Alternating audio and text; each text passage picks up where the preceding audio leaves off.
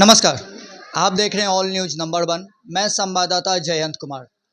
आज मैं बिहटा, जो कि बिहटा रेलवे स्टेशन के नाम से भी है, और बिहटा मार्केट में मैं हूँ।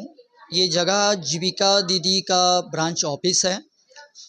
आज यहाँ आने का सबसे बड़ा मुख्य कारण ये था कि बिहार सरकार ने जो योजना जीविका दीदियों के लिए दिया, और उनका ये कहना था कि 26 तारीख को दशहरा पूजा के उपलक्ष्य में जीविका दीदी को एक बहुत बड़ा सौगात मिलना है, और इसी की जानकारी के लिए आज मैं पहुंचा।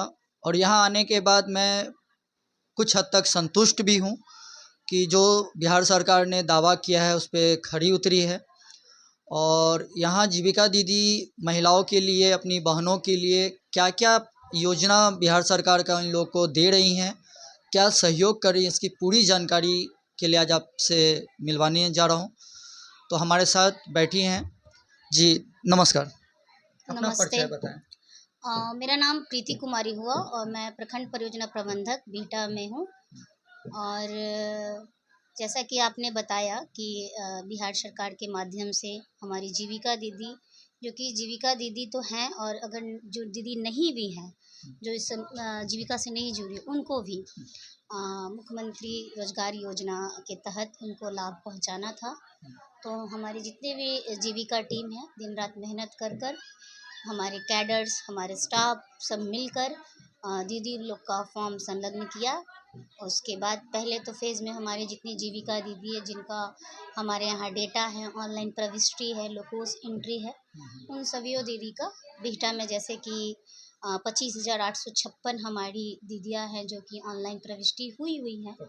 उनका हम लोग अभी तक 24,000 दीदियों का हम लोग ने ऑनलाइन आवेदन कर कर उसको आगे तक बढ़ा दिया है, जिसमें हमारी दीदियों का पैसा भी आ जा गया है। बहुत सारी दीदी ऐसी है जो आके काफ़ी खुशी और उल्लास से पैसा हाँ आया है, काफ़ी खुशी और उल्लास खुशी से। की बात है, और ये सुनहरा अवसर है कि ये खुशी पूरे बिहार में और भी जगह तो रिलीज हो चुका होगा, लेकिन मैं पर्सनली बोलूँ तो अब न्यूज़ चैनल के जरिए बिहटा ब्रांच से ये खुशी मिली और मैं भी बहुत खुश हूँ जी। आगे बताएं।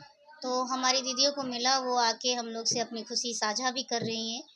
आज जैसा कि हमारे जो माननीय मुख्यमंत्री का संदेश भी था कि आज 26 तारीख को बृहद पैमाने पे सभी पंचायतों में कॉन्फ्रेंसिंग के माध्यम से उनकी वार्तालाप हमारी दीदियों के साथ हुई। दीदी लोग बढ़ चढ़ कर इसमें भाग ली। एक होता है खुशी का माहौल, अगर कोई चीज़ होता है तो कैसे उत्साह मनाती है।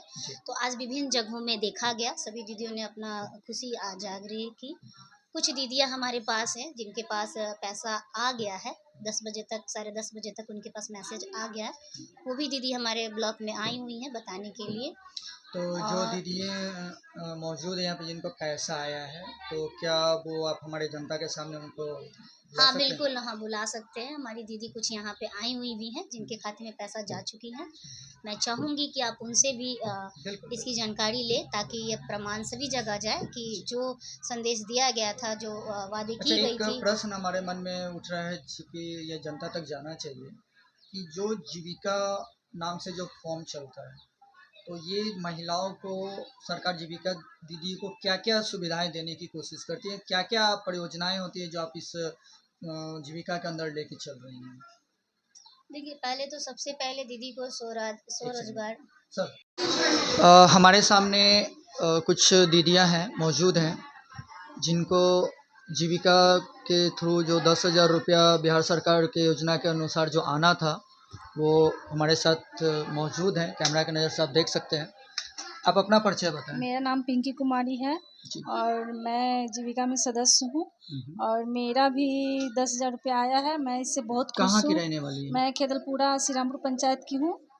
थाना क्षेत्र क्या पड़ेगा? थाना बिहटा पड़ेगा बिहटा से। मेरा। जी। और मैं इस 10,000 से बहुत खुश हूँ, मेरा आया है। और मेरी कम से कम 60 दीदी का भी मेरा पैसा आ गया है, 10,000।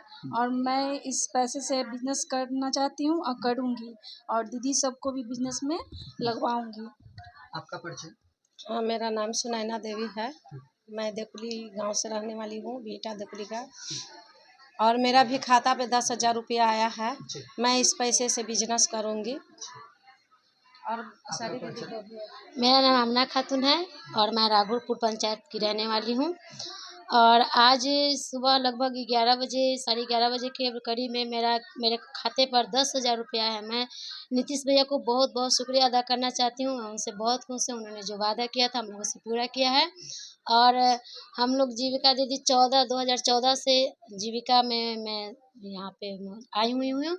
और मैं जीविका से ही मेरे घर में कोई प्रधान जेंट्स कमाने वाले नहीं थे। मैं जीविका में ही आकर जीविका में एज ए सीएम के रूप में काम कर कर मैं जीविका से ही अपने घर को उपार्जन चलाई हूँ। और जीविका उपार्जन चलाने के बाद मैं उससे लोन लेकर मैं इतनी आगे बढ़ गई हूँ कि मैं खुद अपने पैरों पर खड़ा होकर अपने 2 बच्चे को प्राइवेट स्कूल में पढ़ा रही हूँ। और अभी तो मैं नीतीश भैया से बहुत खुश हूँ कि मुझे यहाँ पे कैडर के रूप में काम मिला था, लेकिन अब मुझे उन्होंने 10,000 रुपया दिया है।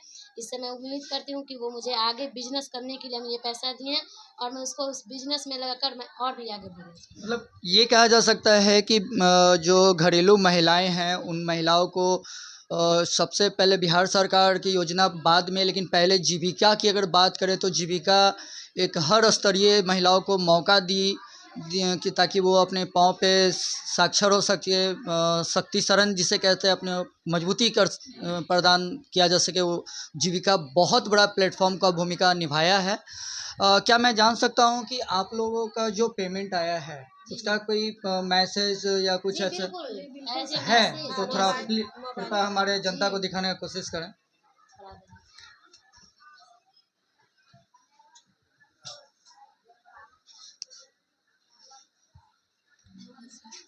कैमरा को दिखा दीजिए। अ, आप देख जनता ये तो मैं दिखाना चाहूँगा। एक दीदी है, उनका 12:45 आज मैसेज आया है। 10,000 रुपये इनके अकाउंट में गया है। आज तारीख है 26/9/2025, समय 12:47:43 में। बाकी का इनका कुल राशि जो है इनका यूनियन बैंक ऑफ इंडिया का। दूसरी महिलाएं हैं, इनका मैसेज दोपहर के 1:02 में आया है। 10,000 रुपया इनके खाता में आया है। 26/9/2025 SBI का बैंक खाता है। और ये तीसरी महिला हैं, इनका बैंक ऑफ इंडिया में 10,000 रुपया आया है 2:40 में। इनका समय 2:40 दिखा रहा है और 26/9/2025 पैसा 10,000 रुपया। मतलब जिस स्टेप बाय स्टेप जैसे जैसे बैंक सर्वर जिन भी बैंक का जिनके साथ कोलैबोरेशन है उसके हिसाब से ये धनराशि सभी महिलाओं को जा रही है। और ये बहुत खुशी की बात है कि जो बिहार सरकार ने कहा और जो जीविका बहनों के लिए इन्होंने दायित्व उठाया उसे करके दिखाया। अच्छा मैडम, एक सवाल है कि फॉर्म तो बहुत सारी महिलाओं को भराया गया।